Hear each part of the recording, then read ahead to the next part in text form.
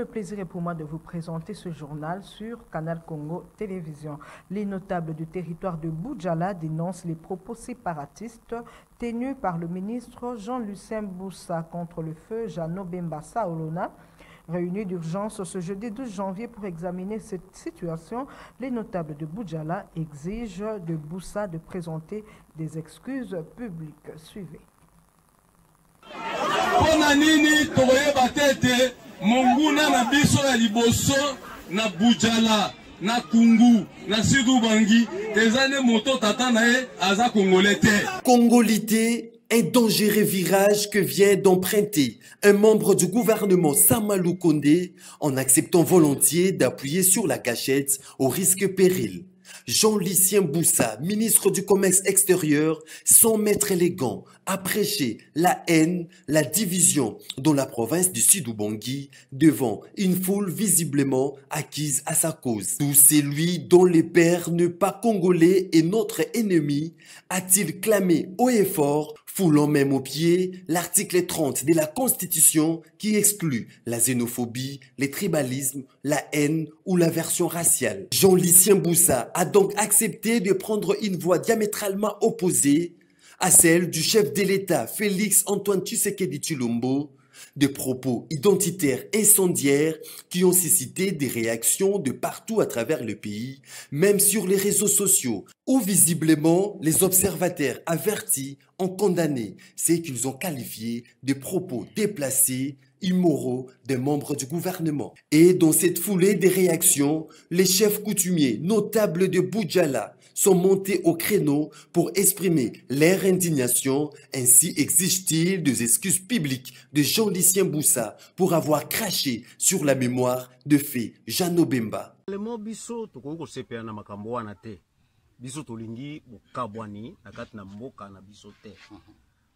Jeannot azali motu abotami na Sidoubangi akolia wana Congo asali misala minene na Congo mwana na ye pe aye asali eloko moko ya malamu koleka pe apesi territoire Boudjala ministère mobimba ya santé ezali signe ya bomoko ya bosangani na kati na biso to reprocher ekela wana ya kosala discours na kombo ya papa Jeannot to sepelite mais on a biso to senga na excellence akende ko senga bolimbisi et pas na kulutu na ye président Jean-Pierre Bemba pour que toujours na bomoko makambo wana ezala lisusu toujours na bomoko to sala politique na ndenge ya malamu na kolba boye likamba to sepeli na ngote biso to na souvenir munene pour na papa Bemba tozaki na plantation ziba esungi biso mingi na cher café na ba transport bongo tokoki kobosana na territoire bozala te soki moto alobi ntina ne mabe tokosepela yango te tozosenga kutu te papa Jean-Pierre Bemba a renouvelé l'activité oyo ezalaki na biso awa na surtout la plantation. Notez que Jean-Lucien Boussa fut l'un des cadres du MLC qui ont joui de la bienfaisance du regretté Jeannot Bemba Saolona, lui qui est considéré comme une icône non seulement pour la RDC, mais à travers le monde par ses affaires, son dévouement pour le développement de l'espace Grand Équateur, son amour propre pour la RDC, son pays, ses actions de charité qui resteront à jamais gravées dans le cœur de Congolaises et Congolais. Les députés nationaux élus du territoire de Libenge, Bobé Jean-Pierre, dénoncent ce qu'il qualifie de fausses accusations portées contre les militants du MLC de Jean-Pierre Bemba après l'incendie du siège du parti CEDER de Jean-Lucien Boussa à Boudjala dans la province du Sud-Ubangi.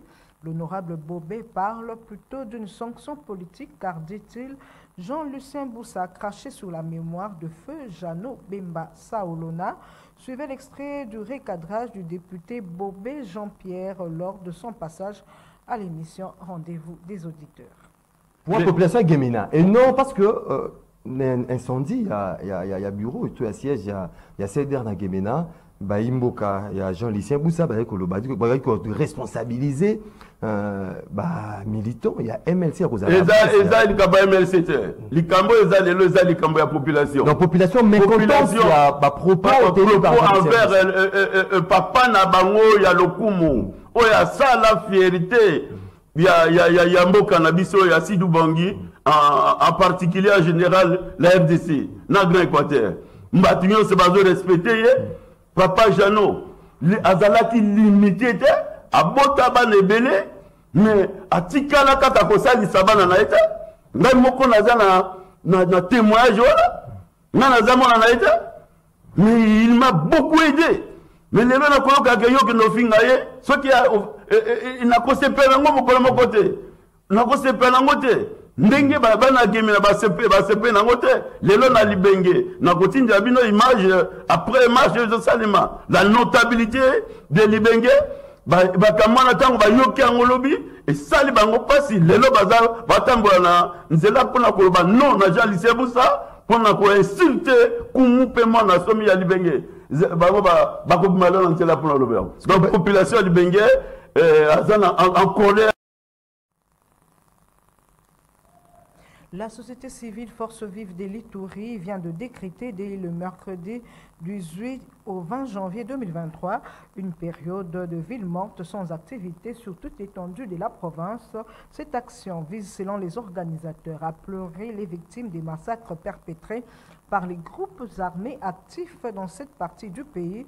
Dieudonné Lossa, coordonnateur de ces structures, appelle la population de l'Ituri à ne pas prêter oreille aux fausses informations que propage Willy Ngoma, porte-parole du M23. Il est dit dans cet extrait choisi pour vous par Joël Kamabou. La population de l'Ituri se réserve le droit d'entamer les actions de grande envergure si l'état de siège reste passif face au carnage systématique de l'Ituri. D'ores et déjà, il lui est annoncé qu'une période ville morte sera observée du 18 au 20 janvier 2023 en mémoire de toutes les victimes de l'Ituri. Notez bien, s'agissant de l'appel de M. Willy Ngoma, porte-parole du M23, bien identifié au Nord Kivu qui parle dans les réseaux sociaux, les forces vives de l'Ituri évitent la population de cette province de ne pas suivre cet appel à une quelconque solidarité car la situation du Nord Kivu est différente de celle de l'Ituri. Faite à Bunia le 12 janvier 2023 pour le bureau de coordination de la société civile, ingénieur Dieudonné Lossa Dekana, coordonnateur.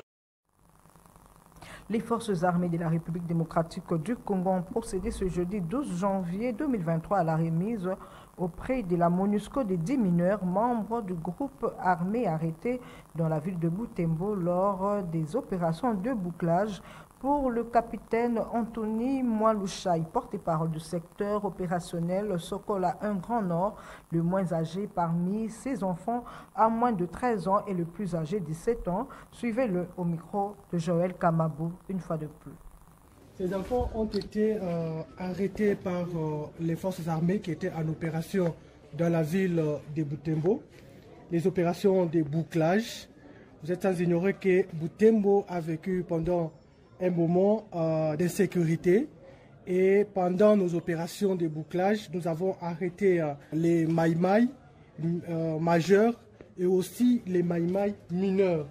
Bien qu'ils soient mineurs, nous n'avons pas le droit de les garder chez nous. La loi ne nous autorise pas.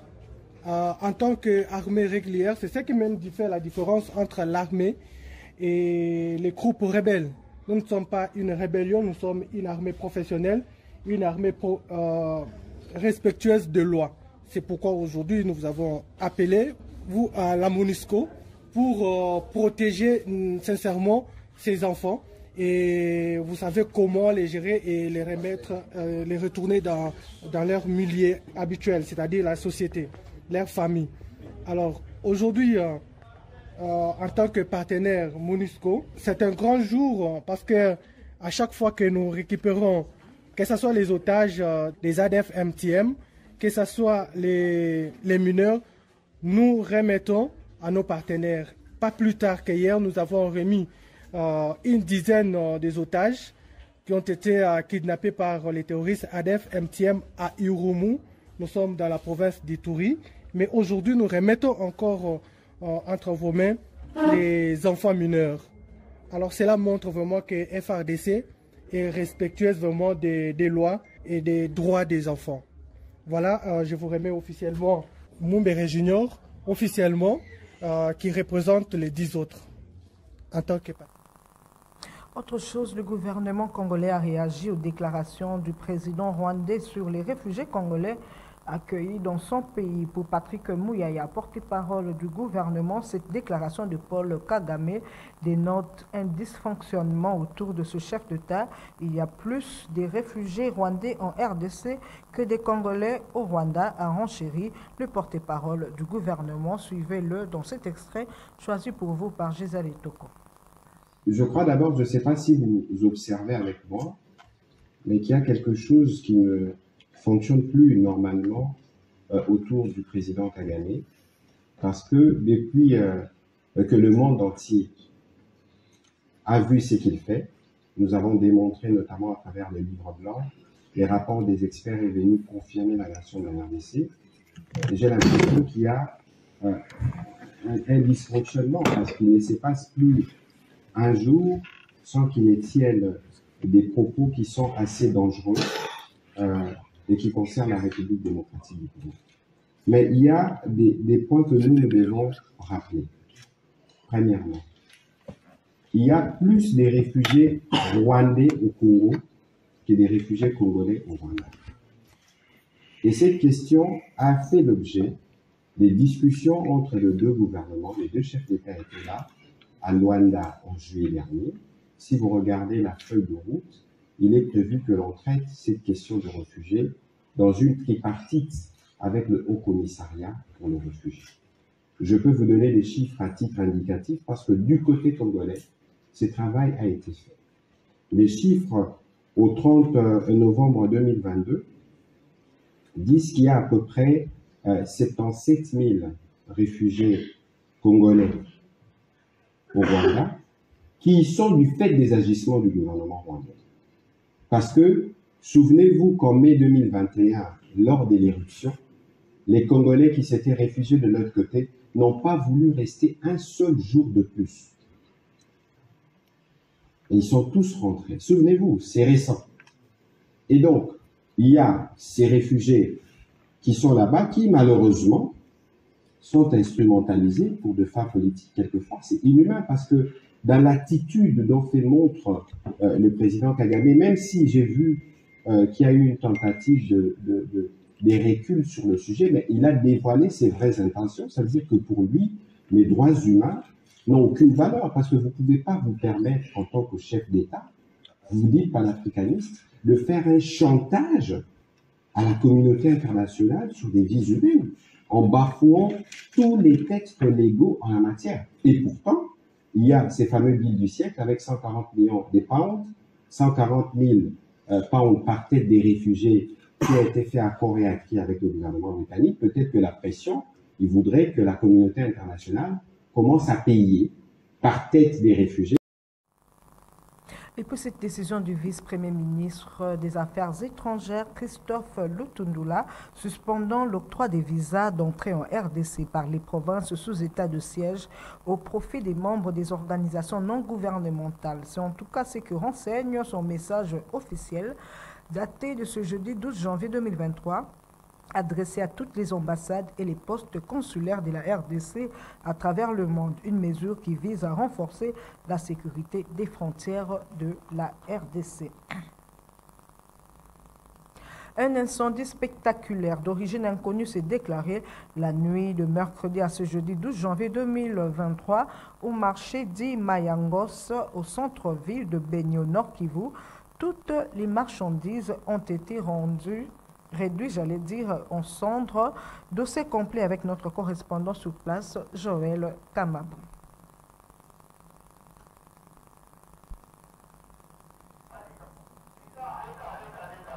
Je disais, un incendie spectaculaire d'origine inconnue s'est déclaré la nuit de mercredi à ce jeudi 12 janvier 2023 au marché d'Imayangos au centre-ville de Beni au Nord Kivu.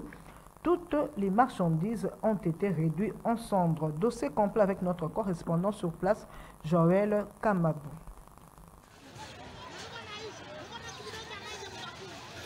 d'énormes capitaux ont été co-signés lors d'un incendie signalé tôt le matin de ce jeudi 12 janvier dans un marché à Ville de Béni. Il s'agit du marché secondaire de Mayakos situé au quartier résidentiel à Kobe de Bunkoulou, à côté du parquet de grande instance de Béni, la prison centrale des femmes, l'hôpital général des références de Béni et le Cité national de préparation professionnelle INPP, Ville de Béni. Ici sur place, plusieurs biens étaient réduits en centre car le fait a embrasé la grande partie du marché. Les dépôts de vivres et non-vivres ainsi que les étalages sont partis affumés. Selon les voisins qui ont vécu la scène aux alentours de ce marché, c'est aux environs de 1h du matin que le feu s'est déclenché dans cet endroit. Même le bureau de socio-coopératif de producteurs et fournisseurs des produits agricoles vivriers à Copaf en sigle a été aussi co-signé par le fait. Le fait qui tentait de s'apprendre vers les institutions voisines de ces marchés a été maîtrisé par certains bienfaiteurs dont quelques éléments de l'ordre. Pour l'instant, l'émotion est grande au marché secondaire de Mankosé qui figure parmi ceux qui alimentent la population de la ville de Béni en vivres et non-vivres. Certains marchés ont fondé à l'arme pour avoir subi de lourdes pertes dans cette catastrophe anthropique.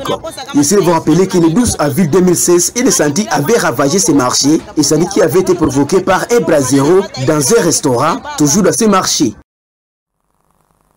Écho des partis politiques à présent, Bellarmin Biamungu, cofondateur de la FDC de Bati Lukwebo, coordonnateur national de la cellule de communication et président fédéral de la FDC Funa, s'est fait enrôler à l'école Molongi, située au quartier Yolo, dans la commune de Kalamou.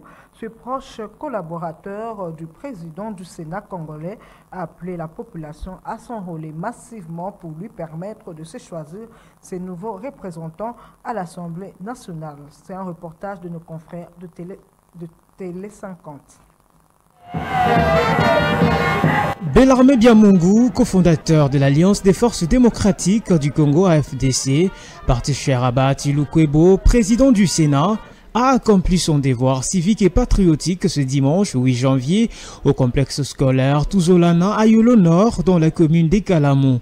Après avoir obtenu sa carte d'électeur, le coordonnateur national de la cellule des communicateurs de la FDCA et président fédéral de la FDC Funa s'est exprimé en ces termes. L'enrôlement, c'est la première étape du processus électoral parce que ça nous donne l'occasion, comme nous d'ailleurs qui allons postuler pour être député national, de pouvoir déposer notre candidature lorsque le moment venu viendra.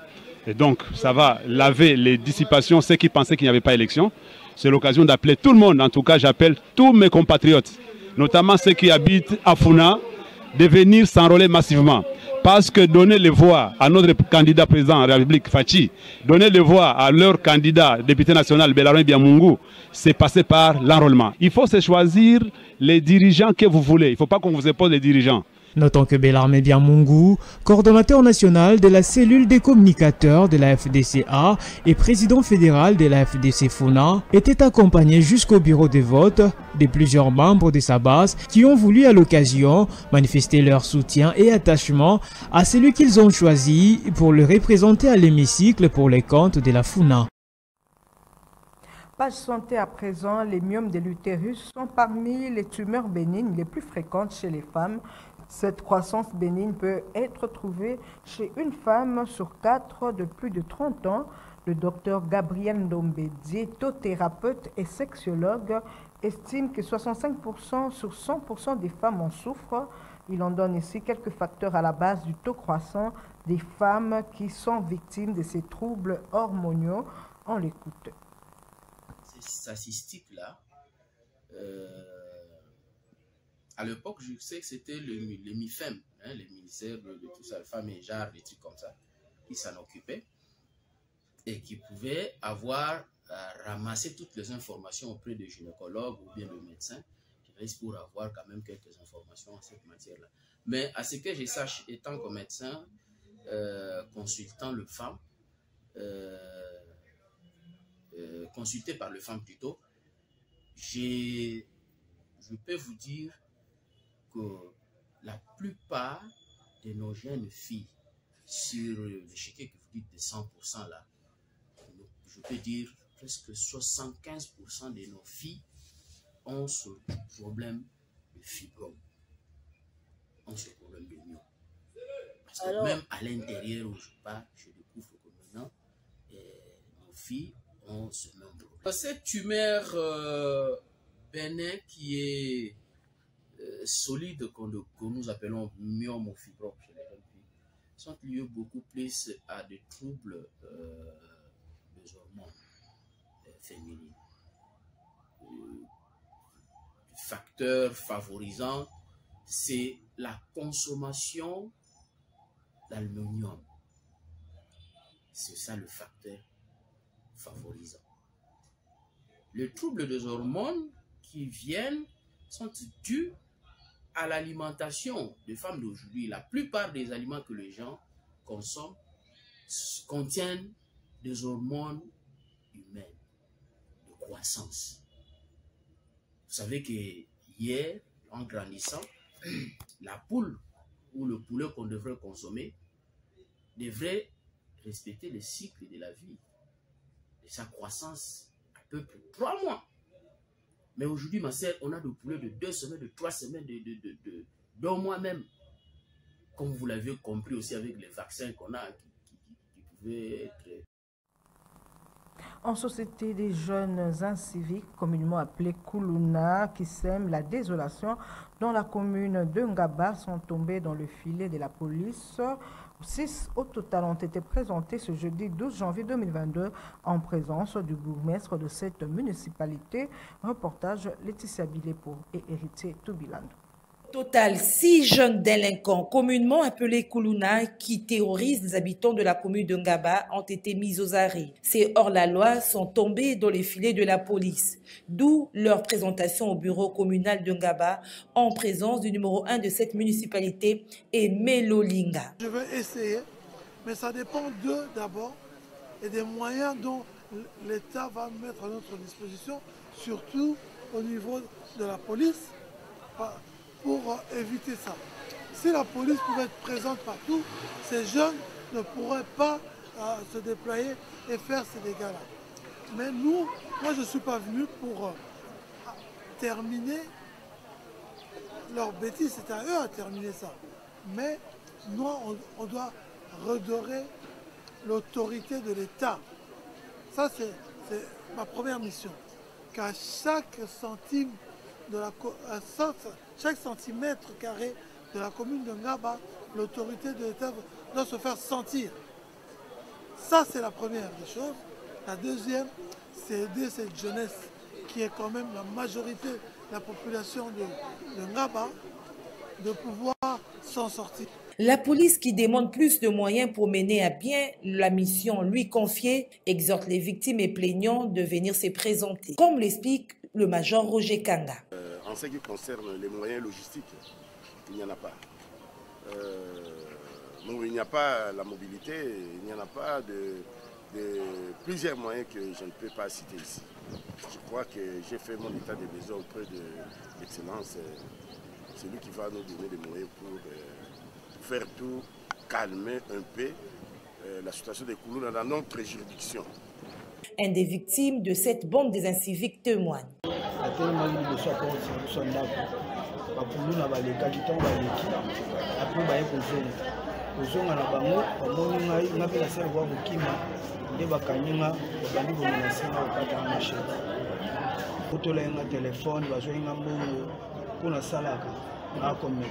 Le souhait de la population d'Ngaba est de retrouver la quiétude.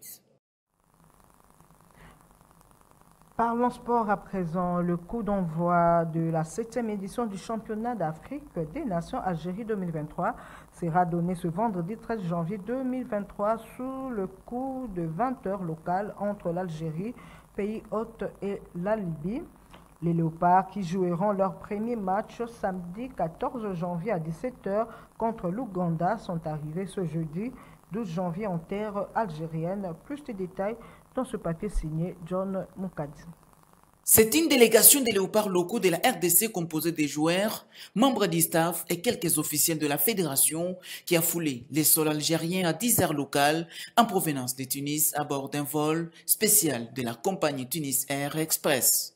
À l'aéroport international d'Annaba, la délégation congolaise conduite par le secrétaire général adjoint de la FECOFA, Renier Patrice Mangenda, a eu droit à un accueil chaleureux du comité local d'organisation de la compétition, dont le coup d'envoi sera donné ce vendredi 13 janvier 2023 et ira jusqu'au 4 février prochain. Patrice Mangenda saluait l'accueil réservé à toute sa délégation avant de donner les ambitions de la RDC à cette compétition. Ambition qui n'est autre que de ramener une 3e étoile au pays. Chaleureux. En tant qu'équipe nationale de la République démocratique du Congo, nous venons en conquérant. C'est tout à fait normal. Et on a gagné 2 fois le CHAN. Il est tout à fait clair que nous venons en conquérant pour une 3e étoile. De l'aéroport d'Annaba, la délégation de la RDC a pris la direction de l'hôtel Sabri où elle a installé son quartier général. Dans l'entretemps, les bureaux exécutifs de la FECOFA et l'Association des dirigeants de football du Congo, ADEFCO en sigle, ont échangé à Kinshasa sur la participation de la RDC à ce 7e championnat d'Afrique des Nations. C'est dont Lambert Osango, président de cette structure, fait les points. La FECOFA a réfléchi de nous appeler et nous communiquer certains points essentiels, importants, c'est-à-dire que nous devrions prier pour que nos enfants aillent de l'avant. Nous le faisons toujours. Nous allons prier pour que les choses aillent dans le bon sens. Nous voudrions peut-être souligner quelque chose par cette occasion pour dire le football, c'est les joueurs. Les joueurs, c'est les clubs. Les clubs, c'est les dirigeants. Parce que les 90% des clubs aujourd'hui au Congo sont gérés par des individus. Pour rappel, la RDC a déjà remporté à des reprises les CHAN en 2009 et en 2016 au Rwanda. Merci de votre attention soutenue. C'est par ici que nous bouclons complètement ce journal sur Canal Congo Télévision. Au revoir.